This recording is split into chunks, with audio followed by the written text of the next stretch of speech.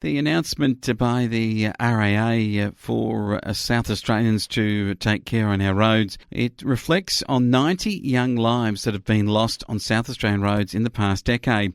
These are shocking figures that those aged 18 and younger have died between 2011 and 2020. 90 people, and that is 90 of our kids, has prompted the RAA to plead with drivers to remember the tens of thousands of kids that are returning to school from holidays today. The senior manager at the RAA is Charles Mountain, and he said speeding, running red lights, failing to give way can potentially have catastrophic circumstances, and not adhering even to the 25 kilometre an hour zones with the littlies, just jumping out from behind a car. Pedestrians, especially young children, are among the most vulnerable on our roads, they report. In another story for South Australia, and that particularly one that is relevant in our regions, and this is the boom in the number of rooms that have been booked, particularly in regional South Australia, the last 3 months. I think this goes in line too with the fact that people, after the COVID lockdown, couldn't travel and couldn't go on holidays and can't book overseas holidays anymore, and haven't been doing interstate travel very much, but preferring to stay at home. But the benefits for the South Australian government are that it puts the occupancy rates in these extraordinary figures.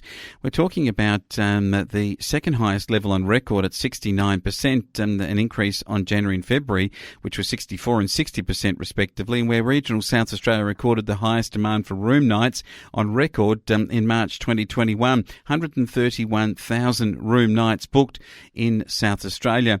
And this is great news for our tourism operators who were significantly under the pump through COVID-19 and the restrictions that occurred, and the lack of travel and lack of business travel, all those sorts of things. South Australia's Tourism Commission Chief Executive Rodney Harrick said the agency had continued to listen and respond to industry and consumer feedback, and that as a result, the travel vouchers were a recommendation the South Australian government put in place, albeit I still think the $50 for a regional travel voucher as opposed to $100 for a Metro one was a mistake by the South Australian government. It appears that they are now going to go to a second round of vouchers, which are worth up to $100 again. I assume that the language there is to try and cover over the 50 for regional and 100 for the capital cities.